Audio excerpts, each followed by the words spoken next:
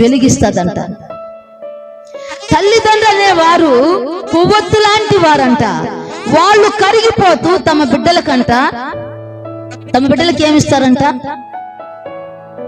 వాళ్ళు కాలిపోతూ, వాళ్ళు బాధపడుతూ, వాళ్ళ పెదవుల చాటు దుఃఖాన్ని దాచుకొని వారి యొక్క బిడ్డల పెదవుల మీద చిరునవ్వుని చూసేటటువంటి వారంట. వారు బాధను అనుభవిస్తూ వారి బిడ్డలు సంతోషంగా ఉండాలని కోరుకునే వాళ్ళంట. తాను కాలిపోతూ ఇతరులకు వెలిగించేటటువంటి కొవ్వొత్తు లాంటి వారంట తల్లిదండ్రులు. తాము బాధపడుతూ తమ బిడ్డల యొక్క భవిష్యత్తు కొరకు ప్రయాసపడే వాళ్ళు తల్లిదండ్రులు.